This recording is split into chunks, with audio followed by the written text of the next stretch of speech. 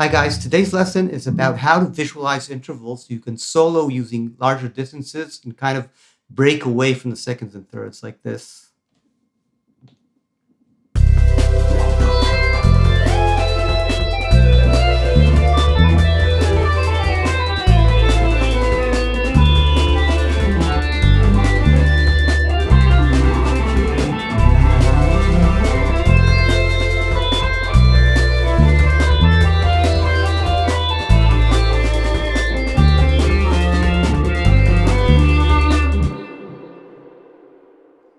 So here's how I do it.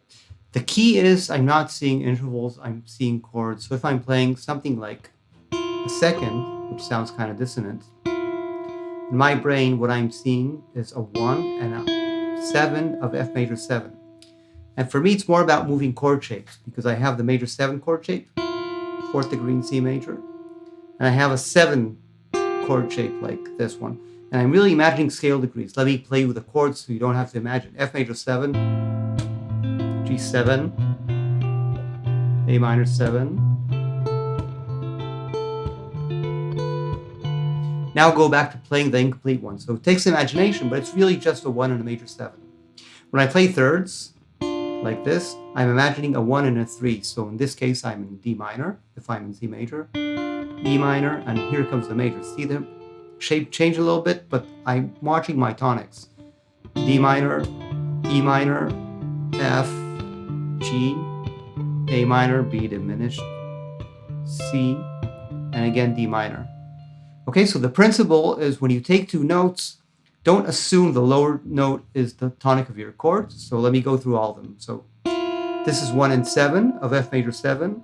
Thirds are 1 and 3 in root position. Fours are 1 and 4, 1 and 5 in inversion, so this is really F.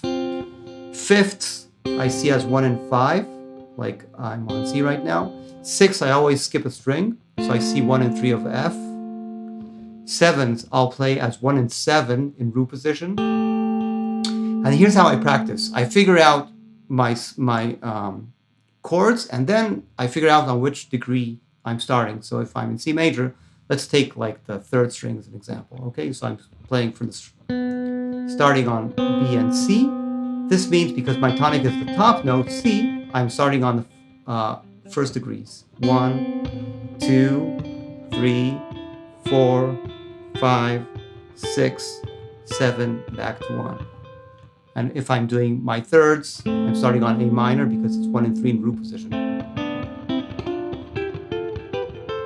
Fours will be 1 and 5 D minor. Fifths will be 1, let's do it from here, 1 and 5 in root position.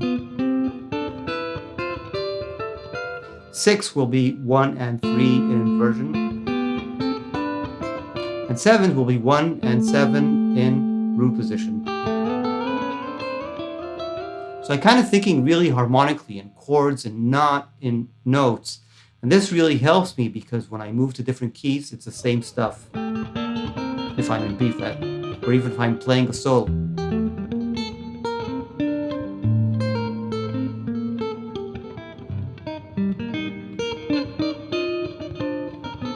That was easy for me to play stuff on Stella Ave Starlight by just moving the interval shapes in the different keys.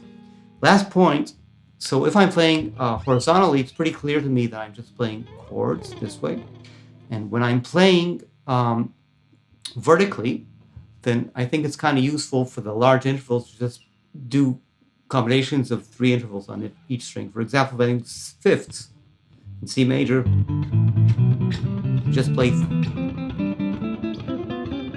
I just play 3 of each. Fourth,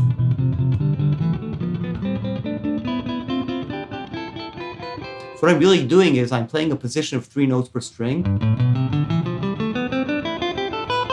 And I'm adding an interval to each note, a fourth in this case. And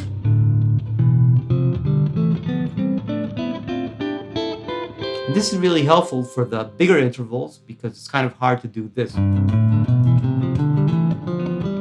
Or fifths, and it's much easier for me to combine horizontal positions for this. So I hope this helped you. Thanks for watching. Bye-bye.